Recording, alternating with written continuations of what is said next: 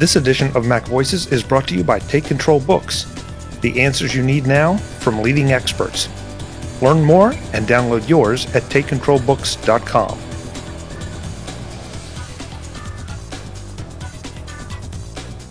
Welcome back to Mac Voices. This is the Talk of the Mac community, and I'm Chuck Joyner.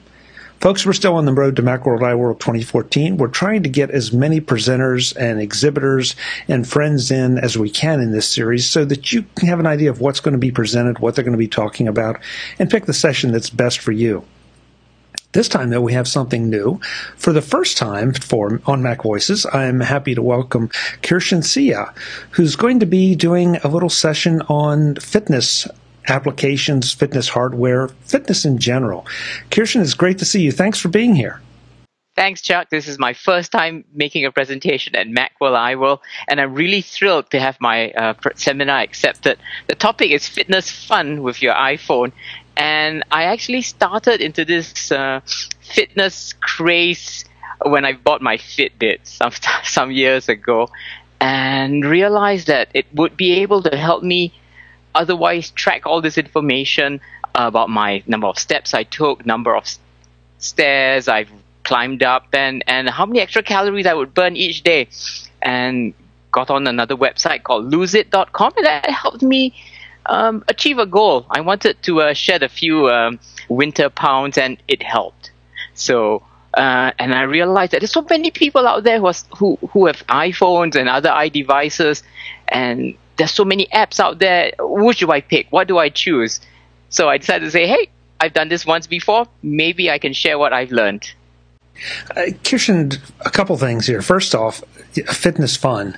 There is a segment of the audience that is going to see no fun at all in fitness because it involves work, it involves discipline, it involves all those things that none of us like to do. How do you go about making fitness fun, especially for the quantified lifestyle thing that so many iPhone and Apple users seem to be into right now? Well, if you don't, just sitting still, we're burning calories. Walking out to the mailbox and back, we're burning calories. Wouldn't it be nice if you had the ability to say, I walk to the mailbox there and back 5 times a day just because I wanted to get out and go around? Instead of going to the restroom on the floor I'm at, maybe take the stairs like David Sparks does, up to the 4th floor to the other restroom on so you can climb stairs.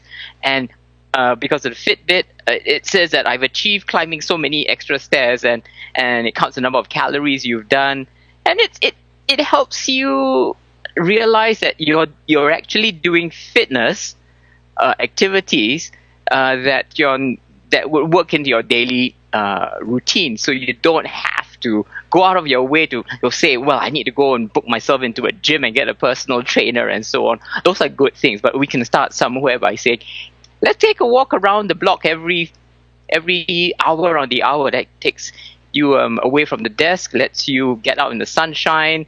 Hopefully we get more sunshine here in Iowa, and get outdoors and go around the block. That's good enough to get number of steps in. And the new iPhone 5S has a built-in processor that helps you count the number of steps and so on. And I'll be talking a bit about the hardware that's built into our various iDevices and how they might help you achieve a modest goal. Maybe you want to run 5 kilometers. I want to do that one day. And there's so many apps out there that will help you bit by bit achieve a goal. Maybe it's run to the end of the road and back, and then you go a little farther and farther still. And there's so many things out there. And that helps us get out of this sitting still in front of a computer lifestyle that I know I've been guilty of too. Like we're doing now, yeah. One thing, Kirsten, I really didn't need to know that David Sparks goes to the restroom on the 4th floor, but that's a whole other discussion. But you make a really interesting point, and I guess that's a way of looking at the quantified lifestyle that I haven't really examined before. At some point, I think you can drown yourself in data. And up till now, I've sort of viewed all of this stuff as just, well, it's more information. It's more information I sort of have to review, be aware of, keep track of, monitor. But you make a really interesting point that it can be an incentive. It can also show you that you're doing something even when you're not doing anything, even when you're not really trying to do something. You're actually working toward that goal that then when you become serious about it, you can really attack it a bit more aggressively.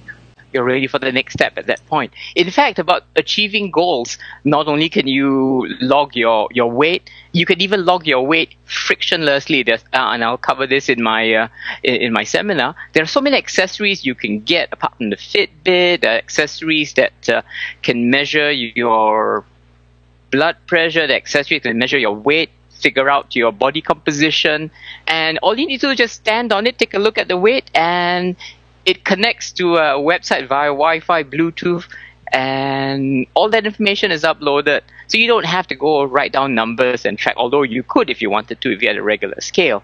But with this Bluetooth 4.0 LE that's available in the iPhone 4S and above, there's so many devices that manufacturers have put together that lets us monitor so many things. Now, not only just weight and heart rate and all those nice features. If you're an avid bicyclist, like I am actually, you can get devices that attach to your bicycle to measure the amount of power you're outputting on the crank.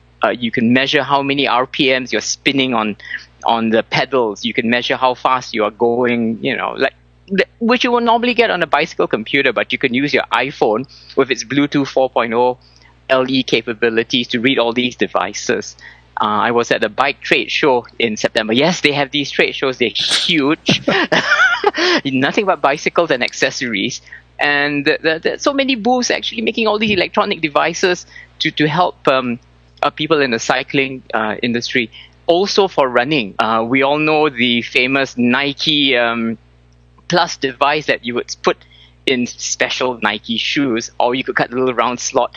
And back in the day, you could use your old iPod and have it play tunes and track the number of steps and other information that a little tiny Nike device would output. So that was something that got in the game early on, and quite a few people have actually used that. So, Kirsten, it sounds like there's been quite a bit of progress, and maybe some of us haven't been paying attention to it, in the ease of use of these things. I know you put the things on your wrist, and that's great, but the sophistication that is developed there, and the I guess the sophistication for all types of activity. It doesn't just have to be bicycling or running or whatever. You can start to track a lot of different things, and ease into this instead of just waking up one day and saying, okay, now I'm going to strap this on and hook that on and connect this and monitor that and give myself another half hour's worth of stuff to do at night that I really didn't need to have to do. Yeah, that's one of the things a lot of authors and what I've seen have written about is the concept of frictionless. You put the Fitbit on, it just clips to your waist, you go out for a walk, you come back, you take a look, oh wow, I've done 3,000 steps. Took a nice long walk. I've done 3,000 steps. And prior to this, my first Fitbit, you had to plug it into a cradle. It would synchronize to your computer, upload all its data to its website, and then you could look at your progress. And there's this idea of hitting goals. So you set yourself, I want to do 10,000 steps a day, and it lights a little bar at the bottom saying I'm reaching this goal, and it tells you how many calories you burn, and you could send that information to another website that monitors the amount of food you eat. And it used to be really difficult because you would have to type in, okay, my lunch comprised all these things. But with the little camera at the back of the iPhone, you point the camera on the barcode of the packet of chips, and it scans that, and it says, okay, you've eaten half a packet. Okay, that's so many calories consumed. And it gets so much easier to account for the things that you want to look at as you consume all this nutrition during the day. And you don't really need to pay too much effort doing that. A lot of people think it's so much extra stuff you have to do, but if you want to be accountable to yourself and you have this goal that you would want to maybe lose a couple of pounds or run 5 kilometers or something. That's one way that you can be accountable to yourself. Kirsten, zooming out to a 10,000-foot level, and this could sound like I'm trying to make excuses, and I'm not, but we're talking about uploading a lot of information to websites and Bluetooth tracking, and so we're giving away some personal information here that, in the wrong hands, and I realize it's a little bit far out, but it could be abused, because you could be talking about an insurance company not wanting to give you a policy. You could be a healthcare provider abusing the information, and also just a general website that you're using for your personal pleasure or use, revealing this information. Now, I'm not sure that's a huge deal, but to some people it would be, and just we have this trend toward privacy right now, or at least where we feel like it's being invaded in so many ways. Any will you be covering anything that addresses this, or any ways to try to keep it private or protect it? This is an interesting topic. Most of the time, one would have to look at the privacy and legal guidelines that each website puts out, and that they put up as part of their here's our policies, here's what we will do with your data. And you can call them out on that if they misuse your data. But as some of my friends say, you have to follow the money and see what these websites are doing. They most of the time they're trying to sell you something. They're trying to sell you a book, trying to sell you a service. They're trying to sell you a premium level of service. That might be better, because if you're paying for something, typically the provider of that service would tend to want to protect their paying customer versus somebody who just uses it free. So that is an issue as we go into this era of insurance, healthcare, and so on. Certainly, all these devices might be looked on as another way for large corporations to monitor my activity. Now, if it improves my well-being, then that's fine. You could always clip your Fitbit to yourself and then write the numbers down, put it in a spreadsheet, and live off the net. Perfectly fine, entirely possible. But I would look into the various legal clauses in each website. So one of the things, unfortunately, in my 45-minute talk, I don't think I'll have the ability to answer about. Certainly put it down as something that I would discuss at the end should I have enough time. Yeah, that's a really good point, Chuck. Really good point. I don't know. I guess right now we're so aware of the NSA debates and discussions and disclosures, and you just feel like, okay, for the longest time, a lot of us didn't have any problem with some of this monitoring or tracking or whatever. And then you start to every website you visit has a sidebar with say an Amazon ad, and it's all the stuff you recently looked at. And it can be a business website, it can be a personal website, it can be a blog, and it's all the same. So something in there knows that it's you, and they're trying to close the sale. And when you start to look at those things, I don't think I'm paranoid, but you start to notice it and say, okay, let's extrapolate this out in 6 months to 2 years. What else are they going to know? And, you need to start being careful of what you're sharing. Sure. Then there's always, as I've mentioned, the premium option where you pay for the service, and hopefully part of the contract on their part is to protect your data from it's yours, they're just holding it for you, and they're providing you the service of quick and easy food lookups and so on, for example. So I haven't researched that yet. I'm still on the free tier. But you make a great point. That's something that I'm very much a proponent of. That pay for what you get. The free services are great, but you're paying for them one way or another. Yeah, follow the money. follow the money. And so, if this is important to you, you may want to either go to a site that has a pay for option, or find a way to pay for it, or like you said, take it off the web and put it down in a notebook somewhere. Sure. You can always look at it and say, I'm achieving this goal. I don't have to upload the data. It's always, always logged in my device, and I can look at it anytime I want to. You don't have to plug it in, maybe just with charge. This edition of Mac Voices is sponsored by Take Control Books, the answers you need now from leading experts. In Take Control of iCloud, 2nd edition, Joe Kissel updates his wisdom on Apple's cloud service. Anything in the cloud is a hot topic right now, and getting it right is critical for you to achieve your best Apple experience.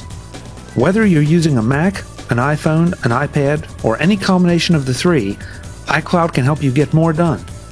Or it can be a problem. Joe guides you through its many features, including the brand new ones, explaining what works and what should be avoided, at least for now. Joe will be presenting a session on the iCloud keychain at Macworld iWorld 2014, expanding on just one of the topics covered in this book. You can hear him talk about that session on Mac Voices number 14057, and talk all about Take Control of iCloud on Mac Voices number 13211. Or you can go to TakeControlBooks.com right now and get Take Control of iCloud. Or do all three, and be fully prepared to take off to iCloud. Take Control Books, the answers you need now from leading experts. Thanks to Take Control Books for their support of Mac Voices. Yeah. So to slide back the other way, let's say that I walk into your session on a whim, and I'm interested in starting to explore some of this and all, but I really, I don't have the budget, or I don't have the inclination, because I don't know if I'm going to stick with it. How cheaply, how easily can I get into doing some of this? Well, the first assumption is you would have an iDevice of some description. An iPhone and would be great, would be the best option. iPad would be a bit tricky. It's a bit hard to carry one and go for a walk or run. And the reason I say iPhone is that it's got all those built-in sensors such as the GPS, gyroscopes, accelerometers, compasses, and so on. And you're hooked up, assuming you've got data service of some sort. You could get down maps and so on. And there are free applications that you can get from, and I'll talk a bit about those apps. They're free with hooked up to a website at the back end. Things like Runkeeper and so on. They've got a website at the back end that keeps track of all your movements, runs, and so on. And you can upload your tracks, compare your tracks to other people. Other people might have a different route to take. And you say, hey, that's a good route. Maybe I should try this next time. So it's a sort of a community kind of thing. And most, if not all of them, have a premium service where you can access capabilities like nutrition planning, meal planning, link up with a personal trainer remotely, and so on. So, and if you really want to get in depth, there are sites which are more serious, because they link you up with one-on-one with personal trainer or a coach. You get online, you do a chat over Skype. They send you a workout schedule. You do your workout, but it's a for pay service. Training Peaks is one that comes to mind. Yeah, that's interesting. So you have the option of working with someone to craft a program just for you, but you don't have to go to the local gym or whatever. You just do it maybe like we're doing it here. Mm-hmm. You can chat with your coach once a week or however frequently you want. They send you a plan. You get all the equipment for example, on your bicycle to record your power output and so on. And they tell you, okay, you have to ride X minutes at so much wattage, and you just go through the training regime that they put out. Very interesting. Very interesting. Yeah. So it sounds like I can get in pretty easily. And again, since we're targeting Apple enthusiasts here, probably they have an iPhone or some description of an iPhone. So I can get in pretty easily with this, and I can ramp up as quickly or as slowly as I wish. Right. Pretty much so. Most of the apps are free. They require data to get maps down, for example, and also get your position using the GPS. There are also apps that just track the number of steps you've taken, and many of them, if not all, are free. and you might pay an in-app purchase to buy logging all your number of for over each day, how for a month if you want to log all that information. And there are several for pay apps for individual activities like running, cycling. They're slightly different because each discipline has different things they're looking for. For example, running, you're thinking of the number of stride, the stride length, and so on that you're taking. For bicycling, it's how many RPMs you're putting out, how much power you're putting out, and so on. So you're logging different data. So if that's the way I get in easily. Now, I don't want you to give away the whole session here, obviously, but how do you feel about the iPhone, the iOS based services that we're talking about here, and some of the dedicated ones, the Fitbits, and frankly, I don't know all of them, so that's the one that jumps to everyone's mind. Yeah. Do you have a preference? Do you advocate a mixture of the two? Well, my talks covers three different aspects. First is activities, apps and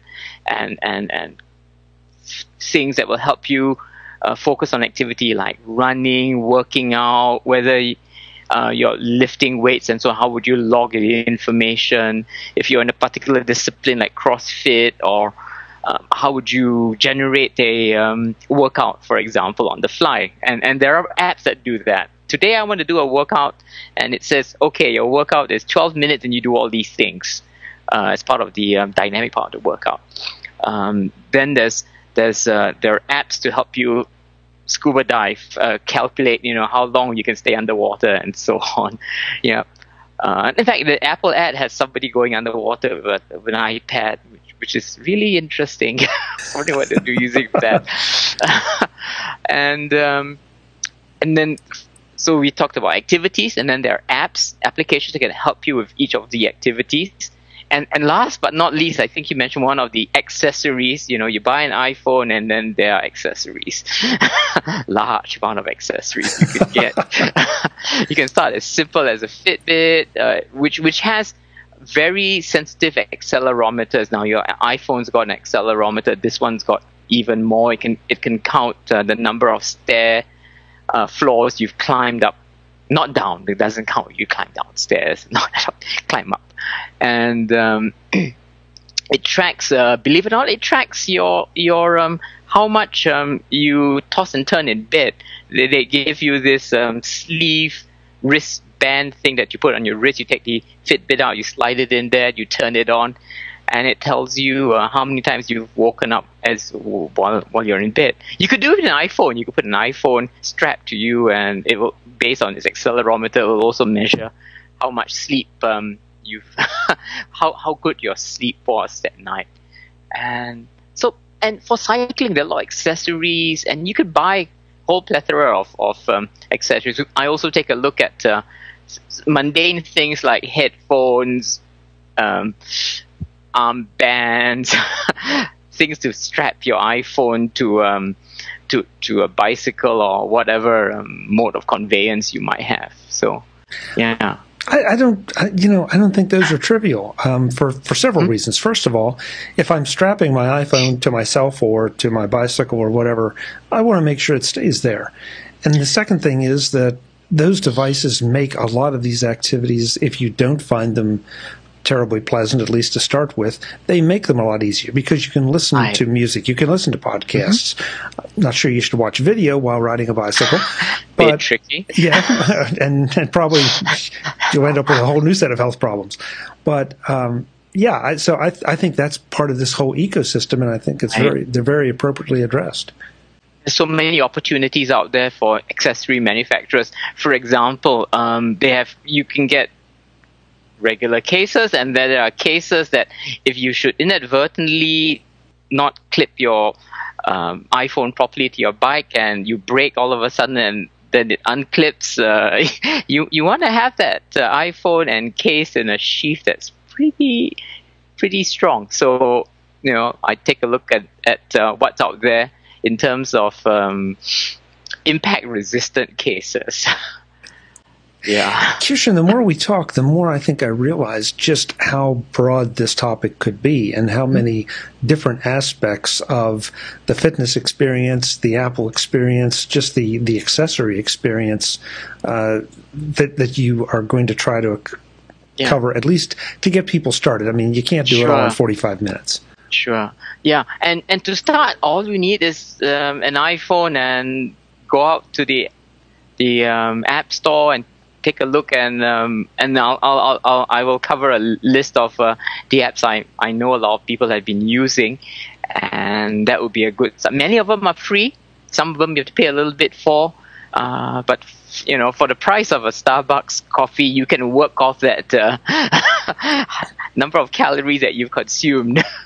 That's another good way to look at it. Yes. Yeah, there you go. Sometimes we all get a little too wrapped up in, is this app worth it? And then you think about what the doctor visit costs and what the prescriptions cost, and time to do something about it. There you go.